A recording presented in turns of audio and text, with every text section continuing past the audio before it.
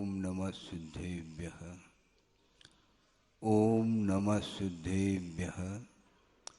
ओम नमः सिद्धेभ्यः।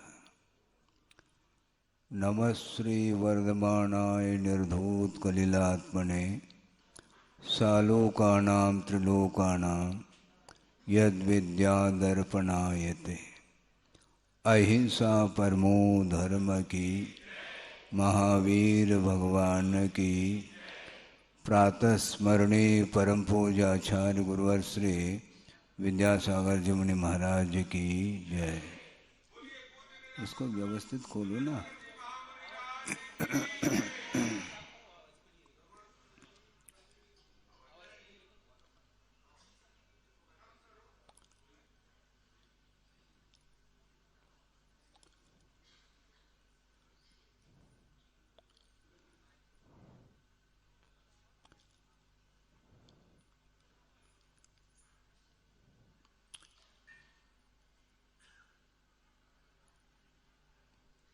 आत्मा में संस्कार, अतीत के संस्कार काम करते रहते हैं। इसलिए किसी जिज्ञासु ने ये जिज्ञासा रखी कि महाराज अनादिकालीन ये मोह के संस्कार हैं, इनको हम कैसे दूर करें। धार्मिक संस्कार और मोहजन्य संस्कार ये दोनों काम करते रहते हैं। मोहजन्य संस्कार दूर नहीं हो पाते क्योंकि अनादिकालीन हैं। किंतु ये ध्यान रखें, अनादिकालीन संस्कारों को दूर करने के लिए अर्थात अनंतकालीन जो संस्कार हैं उनको दूर करने के लिए अनंत काल की कोई आवश्यकता नहीं। अंतर मुहूर्त में ही वो मोहजन्य संस्कार समाप्त हो सकते हैं विधिवत कार्य करने से।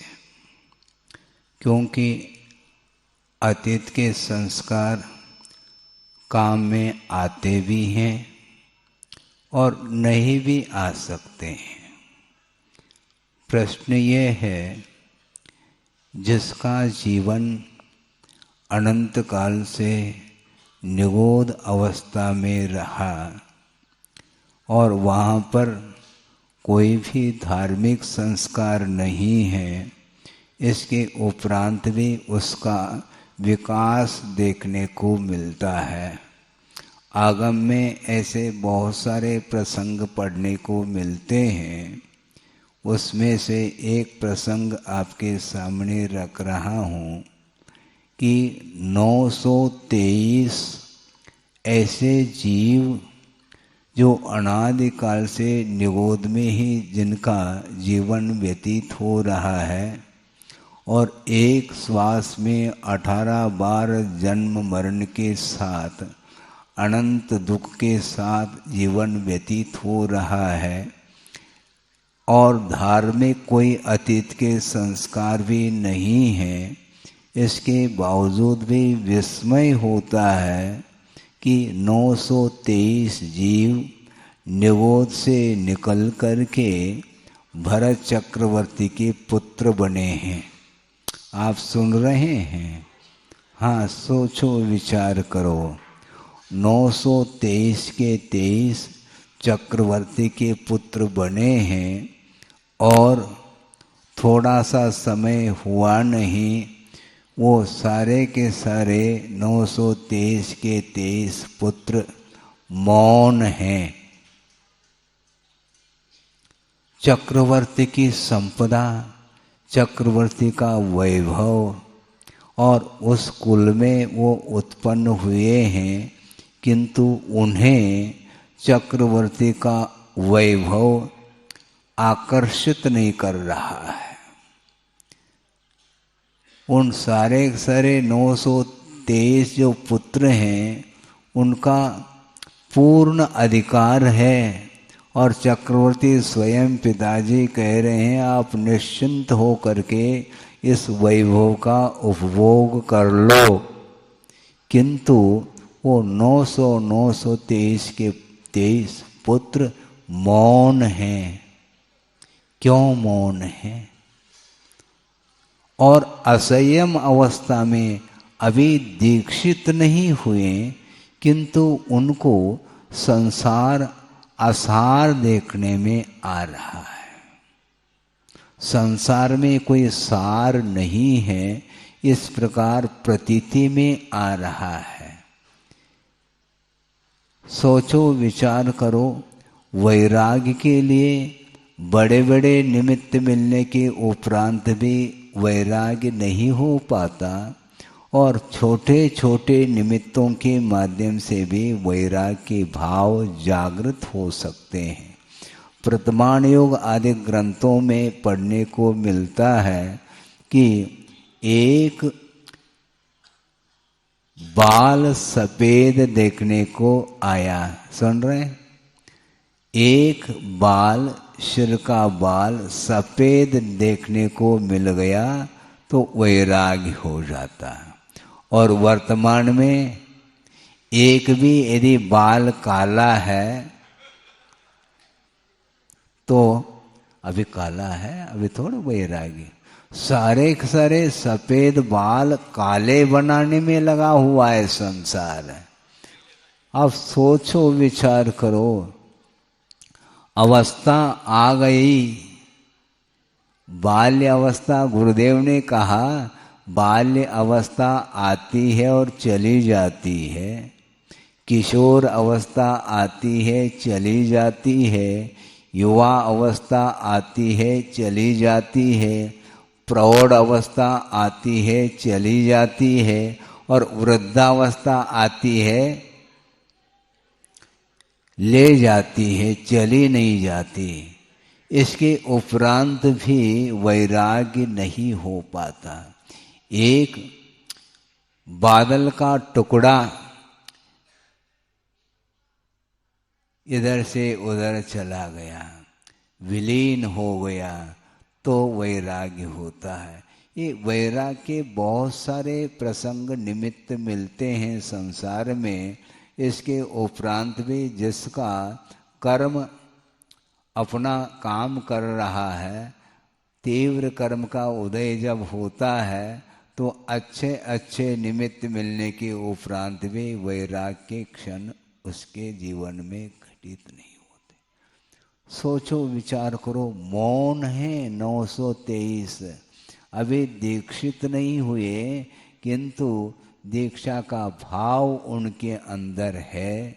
और चक्रवर्ती को चिंता हुई कि भगवान पुत्र के अभाव में विकल्प होता है, पुत्र की उत्पत्ति कब हो, किंतु उत्पन्न होने के उपरांत वो पिता के साथ वार्तालाप नहीं करना चाहते, बोलना नहीं चाहते। क्यों? ये सारे सारे गूंगे तो नहीं हैं, गूंगे नहीं हैं, किंतु तुम्हारे साथ बोलेंगे नहीं, मेरे साथ बोलेंगे, भगवान ने कहा। सोचो विचार, क्योंकि तुमसे तुम्हारे साथ बोलने से उनको मिलना क्या है? क्योंकि वह वैभव उन पुत्रों के लिए कोई विशेष बात नहीं, जीर्ण तृण के समान प्रतीति में आ रहे हैं। इसलिए उन्होंने सोचा इसमें सार नहीं, क्योंकि अनंत काल से निबोध अवस्था में रह करके अनंत दुख का अनुभव किया है, तो जाति स्मरण आदि के माध्यम से अतीत का दृश्य देखने को मिलता है तो रोंगटे खड़े हो जाते हैं। अब भूल करके भी संसार में प्रवेश नहीं करना, संसार में रहते हुए भी संसार से अलिप्त रहने का पुरुषार्थ उन्होंने किया। और प्रभु के चरणों में जा कर के वो सारे के सारे दीक्षित हो जाते हैं और मुक्त हो जाते हैं। और चक्रवर्ती अभी भी घर जाने का मन हो रहा है। सोचो, कहाँ तो क्षायिक सम्यक दर्शन है उसके पास, चक्रवर्ती के पास, और उसी भव से मुक्त होने वाला है। ये सब बातें हैं, अवधि ज्ञान भी है। ये सब होते हुए भी मोह का ऐसा प्रभाव रहता है, उसके कारण मेरा और पराया क्या है ये सोचने में नहीं आता। श्रद्धा का विषय बनना अलग वस्तु, किंतु त्याग की जब बात आती है उस समय चक्रवर्ती को भी पसीना आता है। हाँ, श्रद्धान अलग वस्तु, किंतु श्रद्धान होने के उपरांत भी जब छोड़ने की बात आती है उस समय वह पुनः मोह उपस्थित हो जाता है, वैराग्य नहीं हो पाता। तो ऐसी स्थिति में संस्कार अतीत के कुछ भी नहीं थे और वो वैराग्य उन्हें उत्पन्न हुआ और अपना कार्य कर लिया, आत्मकल्याण कर लिया। रही बात संस्कार को लेकर के चर्चा चल रही है। संस्कार अतीत के काम में आते भी हैं और नहीं भी आ सकते। बड़ी विचित्र दशा है। आगम के माध्यम से आप सुनेंगे, पढ़ेंगे, आपको भी आश्चर्य होगा।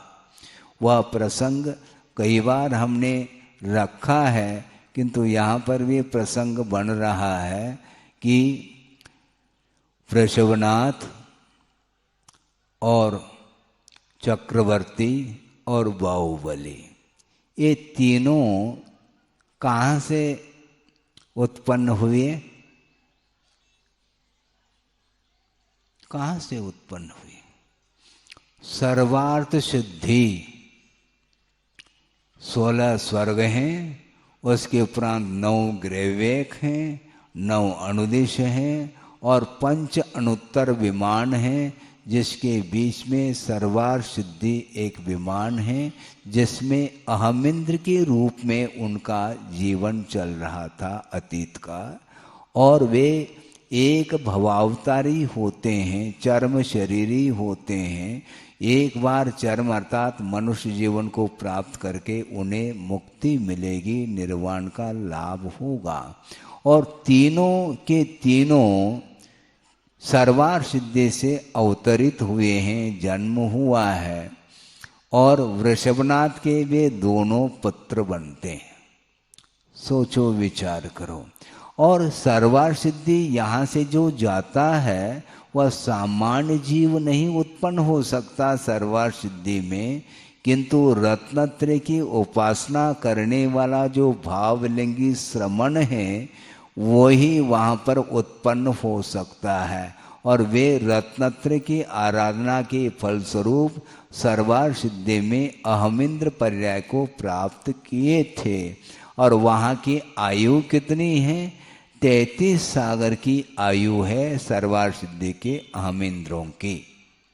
अब सोचिए, थोड़ा सा विचार करने के लिए अवसर है। 33 सागर तक 12 भावना का चिंतन, तत्व चिंतन, मनन और परम शुक्ल लेशा के साथ, अत्यंत मंद कषाय के साथ 33 सागर को व्यतीत करते हैं। और वहाँ पर प्रविचार नहीं। प्रविचार का अर्थ क्या? अब्रह्म वहाँ पर नहीं। मन के साथ भी अब्रह्म सेवन वहाँ पर नहीं होता। ये 16 स्वर्ग के साथ और भी अहमिंद्रों की चर्चा आगम ग्रंथों में मिलती है कि निचले स्वर्गों में मनुष्य के समान वासना की पूर्ति होती है और धीरे धीरे उत्तरोत्तर स्वर्गों में कम होती जाती है। ऊपर के कुछ ऐसे स्वर्ग हैं जहाँ पर मात्र स्पर्शनेन्द्रिय के माध्यम से उस वासना की पूर्ति करते हैं और ऊपर के स्वर्गों में रूप का अवलोकन करके उसकी पूर्ति कर लेते हैं। उसके और आगे के स्वर्गों में मात्र मधुर गीत संगीत आदि जो कर्णेंद्र के विषय हैं उसके माध्यम से वासना को शांत करते हैं। और 16 स्वर के उपरांत के जो अहमिंद्र होते हैं ग्रैविक आदिक में, वे मन के माध्यम से भी उनका प्रविचार नहीं होता। 16 स्वर्ग अर्थात आनत प्राणत आरण और अच्युत, ये 4 स्वर्ग ऐसे हैं जहाँ पर मात्र मन के माध्यम से ही उसकी पूर्ति होती है, किंतु परे अप्रविचार। मैं इसलिए इस प्रसंग को रखा कि सर्वार सिद्धि के जो देव हैं अहमिंद्र हैं, वे मन के माध्यम से भी वासना जागृत नहीं होती। इतना पवित्र भाव रहता है, मंद कषाय का उदय रहता है, और 1 दिन 2 दिन नहीं 33 सागर तक मात्र तत्व चिंतन के साथ ही जिन्होंने जीवन को व्यतीत किया है, और वहाँ पर देवांगनाओं का सद्भाव नहीं। 16 स्वर्ग में तो जो रहने वाले देव हैं वे देवांगनाओं के साथ उनका संबंध रहता है, किंतु अहमिंद्र जो होते हैं उनके साथ देवांगनाओं का कोई भी संबंध नहीं रहता। किंतु आश्चर्य इस बात को लेकर के होता है, 33 सागर तक परम शुक्लेशा के साथ तत्व चिंतन के साथ धर्म ध्यान के साथ जीवन को व्यतीत किया है, और वहाँ से ज्यों ही मनुष्य पर्याय को प्राप्त कर लेते हैं तो देख लो क्या स्थिति बनती है। फिर 83 लाख पूर्व तक जो जीवन व्यतीत किया है गृहस्थ अवस्था में मोह के साथ व्यतीत किया। क्यों? कर्म का जो फल होता है वह बिना निमित्त के नहीं होता, और यहाँ पर निमित्त मिल रहे हैं। इसलिए 83 लाख वर्ष पूर्व बहुत लंबा चौड़ा काल होता है, वो सारा का सारा राग के साथ व्यतीत किया, क्योंकि निमित्त का सद्भाव है। इसलिए ये सारे अतीत के संस्कार कहाँ चले गए महाराज? हाँ, ये प्रश्न उठता है। 33 सागर तक तो उन्होंने कोई विवाह किसी के साथ, वैसे देवों में विवाह संबंध नहीं, किंतु नियोग रहता है परस्पर में, किंतु संबंध तो होता है, किंतु वहाँ पर संबंध नहीं था। यहाँ पर संबंध के भाव क्यों हुए? इसको बोलते निमित्त का प्रभाव। निमित्त के माध्यम से कर्म अपना फल देता है। इसलिए गुरुदेव का बार बार हम लोगों के लिए कहना होता है कि देखो, कर्म फल से यदि बचना चाहो तो एक ही रास्ता है। क्या? जो कर्म फल से बचना चाहता है तो जिन निमित्तों के माध्यम से कर्म का फल मिलता है उन निमित्तों से दूर रहने का पुरुषार्थ करना चाहिए। छोटा सा प्रसंग आपके सामने रखूं। आप प्रभु के चरणों में बैठ करके पूजन अर्चन कर रहे हैं, अभिषेक आदि कर रहे हैं, जाप अनुष्ठान कर रहे हैं, समझ रहे हैं? उस समय आपके भाव कैसे हैं मैं पूछना चाहता हूं। भाव कैसे हैं? पवित्रतम भाव है, उज्जवल भाव है, किंतु उस परिसर से बाहर जाते हैं तो वो परिणाम आपके रहते हैं। सही सही बताने का पुरुषार्थ करो। जिस समय आप प्रभु के चरणों में रह करके पूजन करके फिर जैसे ही आप दुकान में पहुंचेंगे तो वहां पर भगवान गायब हो जाएंगे, ओझल हो जाएंगे, तो वहां का परिसर आपको प्रभावित करता है। इसको बोलते हैं भिन्न भिन्न क्षेत्रादि के निमित्त को लेकर के कर्म अपना फल देता रहता है। वस्तु एक हो सकती है और परिणामों में विभिन्नता भी आ सकती है। एक ऐसी बात है महाराज, मैं बता रहा हूँ। एक प्रसंग गुरुदेव ने चर्चा के दौरान रखा था। मैं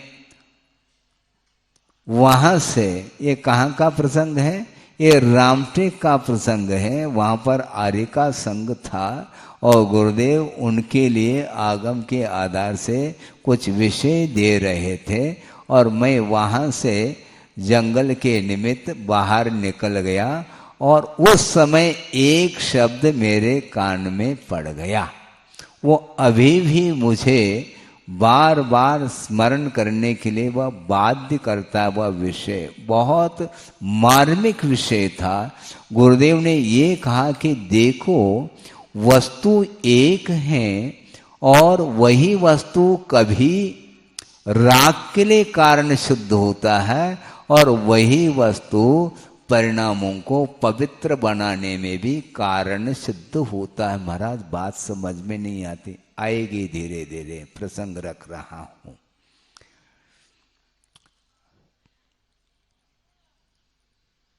पूजन करने के लिए आप कौन सी सामग्री लेते हैं? पूजन सामग्री महाराज, हाँ ठीक है। उसको क्या बोलते हैं? अष्टमंगल द्रव्य बोलते हैं ना। अब सोचो, उसको मंगल द्रव्य क्यों कहा?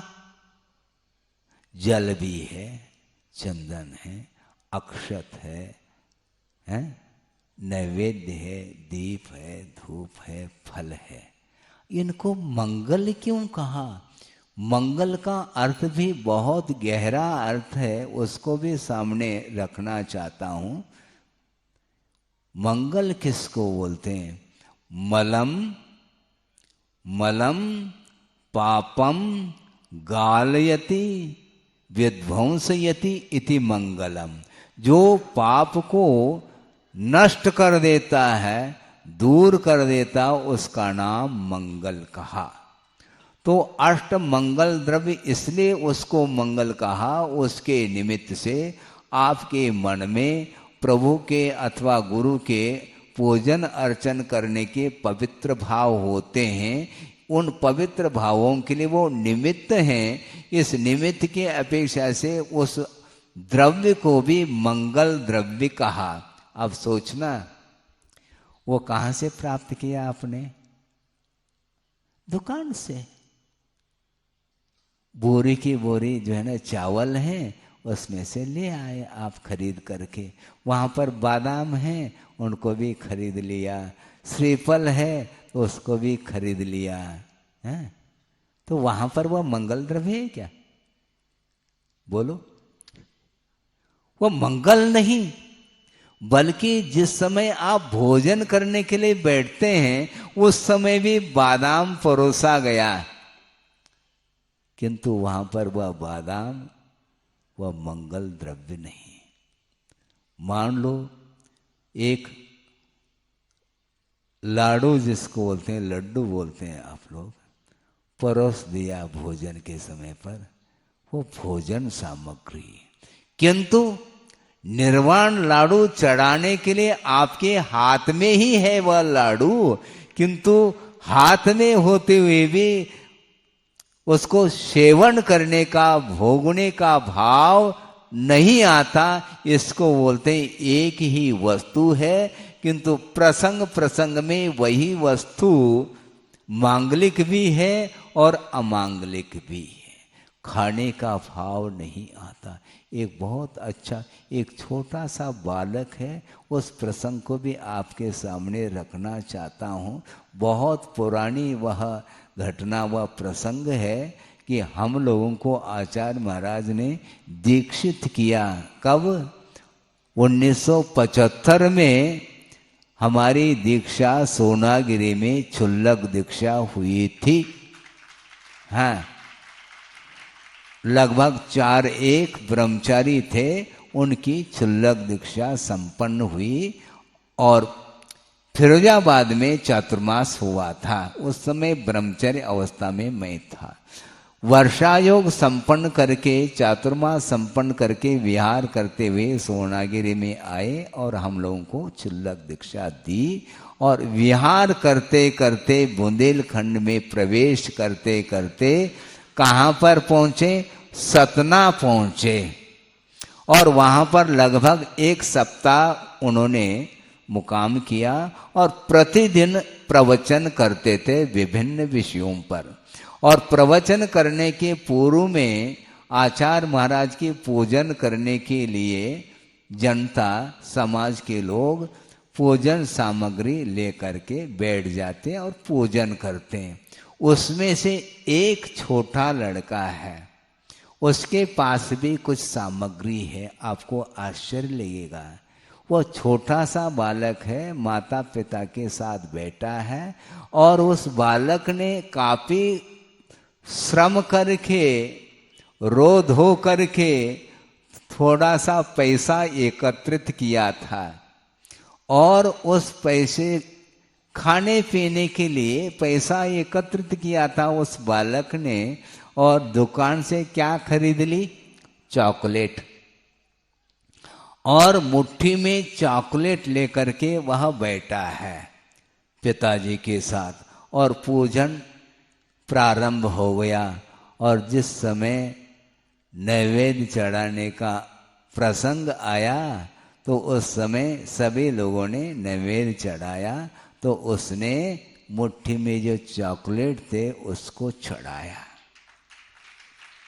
सोचो, विचार करो, खाने पीने के दिन है, छोटा सा बालक है जिसको आप नादान बोलते हैं, किंतु बुंदेलखंड के समाज घर घर हमने देखा छोटे छोटे बच्चों के ऊपर भी धार्मिक संस्कार डालते हैं और उसका परिणाम ये निकला कि खाने की वस्तु होते हुए भी वह चढ़ाने का भाव कर रहा है। आपको चॉकलेट चढ़ाने के लिए नहीं कहा जा रहा है, किंतु ये प्रसंग आपको रखना इसलिए पड़ा कि वो एक ही वस्तु है किंतु भिन्न भिन्न समय में चढ़ाने के भाव और कभी कभी खाने के भाव। आप चौके में हैं, महाराज को पड़गा लिया, थाली आपके सामने हाथ में है, खाने के भाव है आपके, एक क्षण के लिए भी भाव नहीं आएंगे। उस समय दान के भाव है। तो दान के भाव जिस समय है उस समय वह भोजन सामग्री हो करके भी वह स्वयं खाने का भाव नहीं रखता।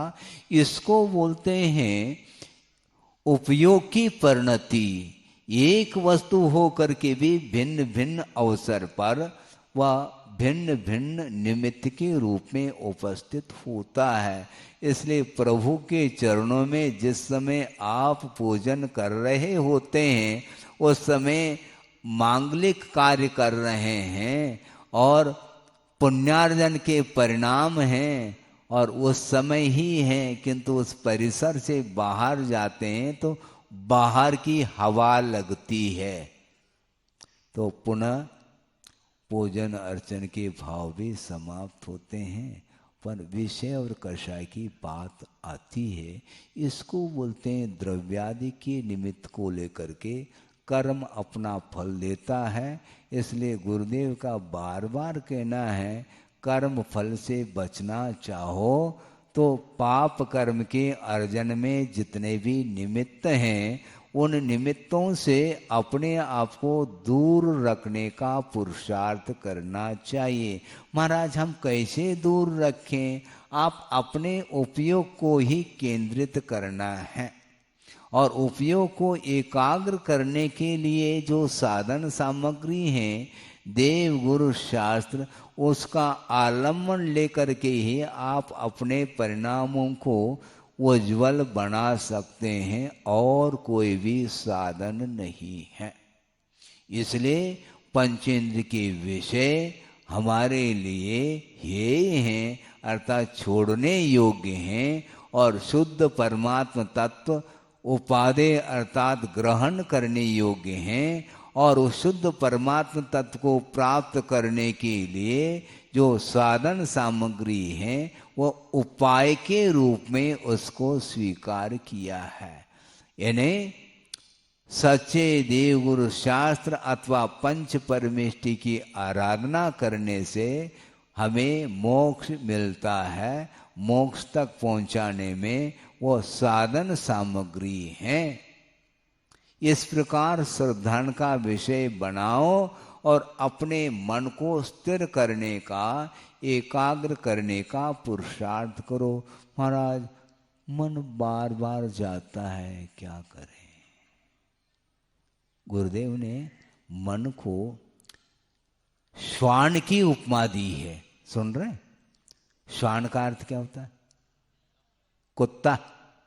हाँ, वो कूदता है इसलिए उसको कुत्ता बोल रहे हैं।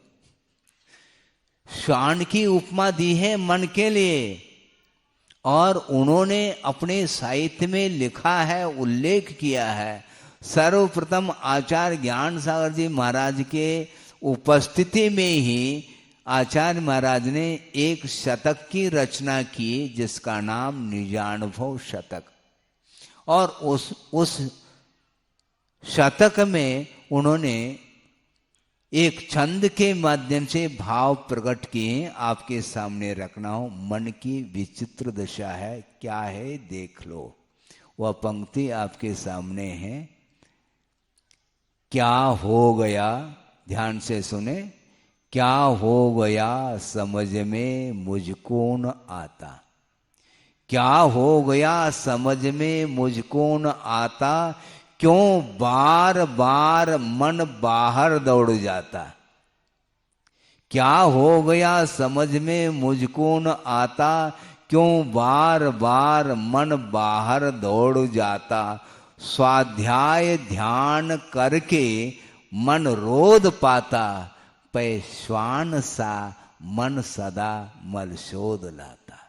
सोचो, एक कुत्ता है और व्यक्ति ने उसका पालन किया है और उसके गले में पट्टा बांध दिया। जानते हैं आप? हाँ, उस कुत्ते के गले में पट्टा बांध दिया और जंजीर अपने हाथ में है, और उसको, वो पालतू कुत्ता है और उसको प्रतिदिन वह अच्छे अच्छे पकवान खिलाता है,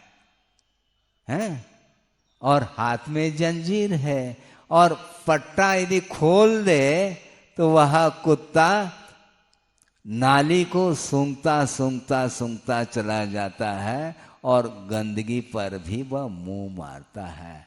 ये क्यों? ये मन की विचित्रता। मिठाई खिलाई थी, अच्छे अच्छे भोग्य सामग्री, इसके उपरांत भी उसके जो संस्कार हैं अतीत के वह समाप्त नहीं होते। इसलिए बार बार मन को केंद्रित करने के लिए स्वाध्याय ध्यान आदि करते हैं श्रमण लोग। इसके उपरांत भी थोड़े बहुत भी यदि मान लो आवश्यक से निवृत्त होकर के बैठ जाएं तो पुनः उस ओर मन जा सकता है, विषयों की ओर वह दौड़ लगा सकता है। इसलिए एक क्षण भी श्रमण लोग अपने आवश्यक कार्यों से निवृत्त होकर के अन्य कार्य नहीं करते। अन्य कार्य करेंगे तो मन जो है ना वह श्वान के समान है, बार बार त्यक्त पदार्थ के प्रति भी भाव पुनः पुनः जा सकता है। इसलिए मन के ऊपर लगाम लगाने की आवश्यकता है। मन को संयत बनाने के लिए बड़ी आवश्यकता है, क्योंकि मन के माध्यम से ही कर्म का बंध होता है। इसलिए पाप बंध से बचने के लिए और साथ से पुण्य का संचय करने के लिए अपने को निरंतर देव गुरु शास्त्र की उपासना कर लेनी चाहिए। इस प्रकार एक ही वस्तु हो करके भी आपके मन को कभी भी क्षुब्ध बनाता है, और वही पदार्थ आपके मन को पवित्र बनाने में भी कारण बनता है। इसलिए कर्म फल से बचना चाहो तो निश्चित रूप से आपको विषयों से दूर हटना पड़ेगा, अपने आप को हटाना पड़ेगा। हाँ महाराज कैसे कर पाएंगे? घबराओ नहीं, लक्ष्य बनाओ। आप ही लोग तो कहते हैं बूंद बूंद से घट भरता है, तो उसी प्रकार आप अपनी क्षमता के अनुरूप आप धर्म ध्यान करिएगा और उसके माध्यम से जीवन में पुण्य का संचय होगा और उसके माध्यम से वह पुण्य भवांतर में भी काम में आता है। इसलिए भविष्य को उज्जवल बनाना चाहते हैं तो आपका भविष्य वर्तमान के ऊपर ही निर्धारित है। वर्तमान में आपका जीवन यदि पवित्र है तो निश्चित रूप से भविष्य का निर्माण का कर्ता आप स्वयं सिद्ध होते हैं। महाराज भविष्य में क्या होगा? एक छोटा सा प्रसंग 2 मिनट में कह करके पूर्ण कर लूं। एक सज्जन ने कहा कि महाराज हमने सुना है। क्या सुना है? एक व्यक्ति के मुख से नहीं महाराज, प्रायः सभी व्यक्तियों के मुख से हमने सुना है कि आप भविष्य जानते हैं। जानते हैं महाराज? हाँ क्यों नहीं जानता? अच्छा आपको हस्तरेखा का ज्ञान है? हस्तरेखा से क्या प्रयोजन हमें? मैं भविष्य जानता हूं प्रत्येक का। कैसे महाराज? उन्होंने ये कहा मान लो कोई व्यक्ति चोरी करता है तो निश्चित रूप से जेल जाएगा, यही तो भविष्य है उसका। यदि वर्तमान में कोई अनर्थ करता है, पाप करता है, निश्चित रूप से उसका पतन होगा, यह सिद्धांत है, यही तो भविष्य है। भविष्य और कौन सा वस्तु है मुझे बताओ? आपके परिणाम यदि पवित्र है तो आपको सद्गति मिलेगी, सद्गति मिलेगी, किंतु आपके परिणाम पवित्र नहीं है, कलुषित परिणाम है, निश्चित रूप से उसका अधपतन होता है।